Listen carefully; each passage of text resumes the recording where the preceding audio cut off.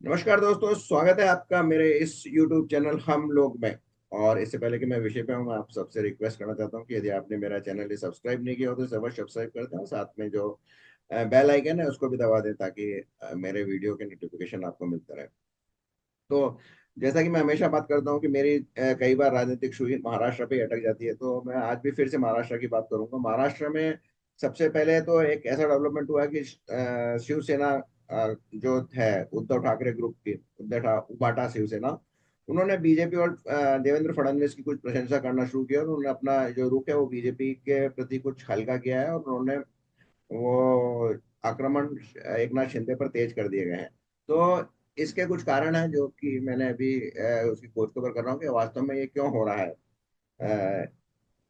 मोटे तौर पे लगता है कि वो शायद अपने बेटे आदित्य ठाकरे को, जो दिशा सालियान और सुशांत सिंह राजपूत के मर्डर केस है उसमें से कहीं वो फंसने वाले हैं, तो उससे बचाने के लिए वो करने चाह रहे हैं। और इसके चलते वो शायद ये चाह रहे हैं कि अ, विपक्ष के नेता का पद उनको दे दिया जाए ताकि एक बार कोई संवैधानिक पद मिल जाए तो फिर वो थोड़ा पुलिस को उनसे पूछताछ करने में या गिरफ्तार करने में कुछ परमिशन वगैरह लेनी पड़ती। पर खैर, मैं आज महाराष्ट्र में इस विषय पे बात नहीं करूंगा। मैं बात करूंगा महाराष्ट्र के दिग्गज नेता, बहुत बड़े नेता। पता नहीं आप उनको बड़े मानते हैं कि नहीं मानते हैं, लेकिन अपने आप को जरूर वो बहुत बड़ा नेता मानते हैं। और उनकी राजनीति काफी 1978 से शुरू हुई थी और एक बार उन्होंने तो इंदिरा गांधी को गच्चा देकर भी अपने खुद के मेंटर विलासराव विलासराव नाइक की सरकार गिराकर और एक प्रगतिशील विधायक दल की सरकार बना ली थी। लेकिन फिर बाद में जब उनको पता लगा कि सत्ता में रहने के लिए कांग्रेस के साथ जुड़ा रहना तो पड़ेगा, तो वो वापस कांग्रेस में आ गए। तो हाँ, सही सही पहचाना आपने। मैं बात कर रहा हूँ शरद पवार अब तो एकदम, वैसे देखा जाए तो लोकसभा के चुनाव के बाद में एकदम इररिलेवेंट हो गए हैं। और ये बात अलग है कि उस दिन महाराष्ट्र मराठी साहित्य सम्मेलन के इनॉग्रेशन फंक्शन में प्रधानमंत्री ने उनके ससम्मान वहां पे बैठाया, उनके लिए कुर्सी सजाई और फिर उनके लिए पीने का पानी भी भरा। तो इससे वो शायद और फॉर्म में आ गए और लगा कि मैं वापस इम्पोर्टेंट हूँ। और जो ये अफवाहें चल रही है कि मैं बीजेपी में टूट के चला जाऊंगा, तो शायद बीजेपी उसको ठंडा करने के लिए उन्होंने एक उसी सम्मेलन के एक दिन पहले बयान दिया। एक नीलेश कुलकर्णी, कोई महाराष्ट्र के लेखक है, उनकी पुस्तक थी उसका विमोचन करते हुए कि वो लोकसभा के बिल्डिंग के बारे में ही थी वो पुस्तक। तो उसने कहा था कि उन्होंने एक बहुत ही अपना रोचक किस्सा सुना है कि 1999 में जब अटल बिहारी वाजपेयी की सरकार का बहुमत सिद्ध करना था उनको, जब उनसे AIDM ऑल इंडिया अन्ना DMK की जयललिता ने समर्थन वापस ले लिया था, तो उनके जो रिसेस हुआ था वोट के पहले, बहस और वोट के पहले, तो उन्होंने एक NDA के सदस्य को 10 मिनट में बातचीत करके उसको कन्विंस किया था कि वो NDA के खिलाफ वोट दे। हालांकि उन्होंने उसका नाम नहीं बताया गया, लेकिन रिसेंटली एक यूट्यूबर और प्रसिद्ध पत्रकार प्रदीप सिंह ने अपने एक वीडियो में इसकी चर्चा की है। तो उस समय अटल बिहारी सरकार गिरी क्यों थी एक्चुअली? तो अगर देखा जाए तो अटल बिहारी सरकार जो बनी थी वो तेलुगु देशम पार्टी और जयललिता के 18 सदस्यों का उसका बड़ा सपोर्ट था और उसकी वजह से सरकार बनी थी। हालांकि जयललिता ने जो अपना समर्थन पत्र है उसके लिए काफी इंतजार करवाया था और काफी अंतिम क्षणों में जाकर उन्होंने वो जो वो अपना समर्थन लेटर दिया था, तो उनकी वजह से वो सरकार बनी थी। और जयललिता का उस समय आय से अधिक संपत्ति होने के केसेस चल रहे थे और वो ये चाहती थी कि किसी सरकार के समर्थन के बदले उनको हल्का कर दिया जाए केसेस को या विड्रॉ कर लिया जाए। लेकिन ऐसा बार्गेनिंग कांग्रेस में जरूर हो सकती है जब कांग्रेस की गवर्नमेंट होती है। बीजेपी सरकार ऐसी ऐसी बार्गेनिंग नहीं करती है। सत्ता के बने रहने के लिए किसी तरह से कोई समझौता नहीं करती है, अब तक का इतिहास ये बताता है। और यही परिपाटी नरेंद्र मोदी सरकार ने भी जारी रखी थी। प्रदीप सिंह जी आगे कहते हैं कि उस वो यशवंत सिन्हा जो उस समय फाइनेंस मिनिस्टर थे उनसे मुलाकात करना चाहती थी, तो डायरेक्टली वो मुलाकात नहीं कर रहे थे। लेकिन एक बार मौका हुआ कि उनको मद्रास जाना हुआ, तो वहां पर उन्होंने जयललिता से भेंट की। इसकी प्रधानमंत्री से उन्होंने परमिशन ली थी या इंफॉर्मेशन की थी। तो वहां पर जयललिता ने उस उनको अच्छे से स्वागत किया और जाते जाते एक लिफाफा दिया। उस लिफाफे में जो लिखा था कि उसके जो सिलसिलेवार पॉइंट्स थे कि क्यों उस पर केस चल रहा है वो सही नहीं है, और उसके बारे में कुछ सरकार को विचार करना चाहिए। तो यशवंत सिन्हा ने ये बताते हैं कि पत्र पढ़ा और उसको फेंक दिया कचरे में। और बाकी आके उन्होंने प्रधानमंत्री को रिपोर्ट किया कि ऐसे ऐसे मुलाकात हुई थी। तो उन्होंने उस पत्र के बारे में नहीं बताया, पर अचानक प्रधानमंत्री ने पूछ लिया कि वो पत्र का क्या हुआ जो तुमको दिया था। तो एक सरप्राइज थी यशवंत सिन्हा के लिए, क्योंकि वो कहते हैं कि जब वो पत्र दिया गया था तो जयललिता का शेफ और पर्सनल नौकर ही उनके साथ में थे, तो प्रधानमंत्री को कैसे पता लगा। पर खैर उन्होंने आगे इस पे कोई कार्रवाई नहीं की। लेकिन जब इस पे आगे कार्रवाई नहीं की तो जयललिता बड़ी बेचैन हो गई थी, और उनसे उनके उस समय दलाली कर रहे थे या उनके मीडिएटर काम कर रहे थे सुब्रमण्यम स्वामी, जो कि अटल बिहारी वाजपेयी की गवर्नमेंट में फाइनेंस मिनिस्टर बनना चाहते थे। हालांकि वो बाद में मोदी गवर्नमेंट में भी फाइनेंस मिनिस्टर बनना चाहते थे, लेकिन शायद दोनों ने इनको इस योग्य नहीं समझा कि उनको फाइनेंस मिनिस्टर बनाया जाए। तो उस समय जो उनके भी बिचौलिए का काम कर रहे थे सुब्रमण्यम स्वामी, और वो उस मैं अटल बिहारी वाजपेयी की सरकार में, जैसा मैंने पहले कहा कि वो वित्त मंत्री बनना चाहते थे। लेकिन जब ये अ, मुलाकात सफल नहीं हुई, सुब्रमण्यम स्वामी सफल नहीं हुए अपने इस कार्य में, तो उन्होंने फिर सोनिया गांधी से मुलाकात करवाई जयललिता की। प्रदीप सिंह जी कहते हैं कि सोनिया गांधी जयललिता को बिल्कुल भी नहीं चाहती थी, क्योंकि जब राजीव गांधी प्रधानमंत्री थे तो वो राज्यसभा की सदस्य थी, और फिर उनके कुछ काफी मुलाकातें होती रहती थी, तो शायद वो सोनिया गांधी को पसंद नहीं था।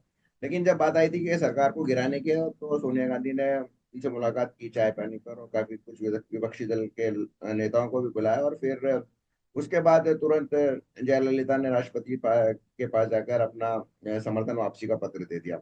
इस पर राष्ट्रपति उस समय के आर नारायणन थे, और उन्होंने वाजपेयी सरकार को अपना बहुमत सिद्ध करने के लिए कहा। जबकि होना ये चाहिए था कि राष्ट्रपति की विपक्ष को एक अविश्वास प्रस्ताव लाना चाहिए था, और फिर उस पर बहस होती और उस पर मतदान होता। लेकिन राष्ट्रपति चूंकि कांग्रेसी बैकग्राउंड के थे और कांग्रेस को शायद हेल्प करना चाहते थे, तो उन्होंने इस तरह का निर्णय लिया। उस समय पता नहीं, कहना बहुत मुश्किल है कि अविश्वास प्रस्ताव लाया भी जाता है कि नहीं लाया जाता, और उससे उस दौरान फिर और कुछ गणित बदल सकती थी, क्योंकि उस समय डीएमके ने वाजपेयी सरकार का समर्थन देने की घोषणा कर दी थी। खैर, लेकिन के आर नारायणन के बारे में यह था कि उन्होंने नरसिम्हा राव सरकार के समय में जो राष्ट्रपति थे, और नरसिम्हा राव सरकार ने जब कल्याण सिंह सरकार को डिसमिस करके राष्ट्रपति शासन लगाने की घोषणा कर दी थी, तो उस पत्र पर के आर नारायणन ने साइन नहीं किए थे, और वो सरकार चली थी आगे। पर इसलिए के आर नारायण पे आरोप लगाने के वो कांग्रेस की मदद करना चाहते थे, मुझे जरा कुछ जमा नहीं है बात। खैर, तो इस तरह से 17 अप्रैल 1999 को बहस हुई, और फिर मतदान होने वाला था। तो इसी बीच मायावती और काशीराम से बातचीत हो गई थी बीजेपी की, और काशीराम ने कहा था कि हम लोग एब्सटेन करेंगे, उनके 5 सदस्य थे, हम एब्सटेन करेंगे और इससे आपकी सरकार बच जाएगी। तो वो एक तरह से आश्वस्त थे कि सरकार बच जाएगी। लेकिन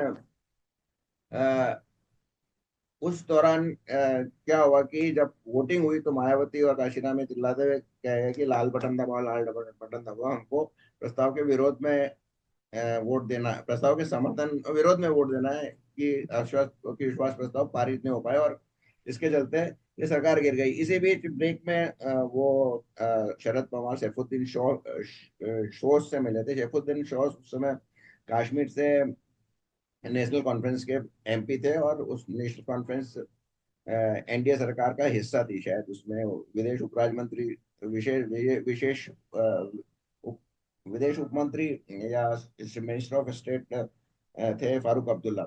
तो सैफुद्दीन सोज ने इसके खिलाफ वोट दिया, और बाद में सैफुद्दीन सोज को पार्टी से निकाल भी दिया गया, और उन्होंने बाद में कांग्रेस ज्वाइन कर ली। तो इस एक वोट के चलते वो कहते हैं, जबकि वो सरकार गिरी थी मायावती के कारण और काशीराम के कारण, जिनके 5 सदस्य थे, और उन्होंने 5 ने सरकार के खिलाफ एब्सटेन होने के बजाय सरकार के खिलाफ वोट दिया।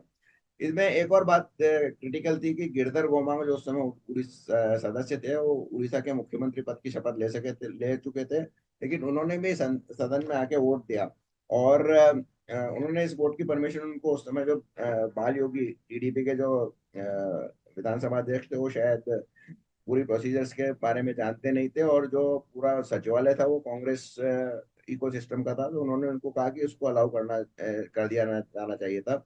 अटल बिहारी वाजपेयी जैसे कि भद्र पुरुष थे, उन्होंने इस पर ज्यादा कुछ नहीं किया, और उन्होंने ये डिसीजन बालियोगी पे छोड़ दिया। तो इस तरह से ये सरकार गिरी थी।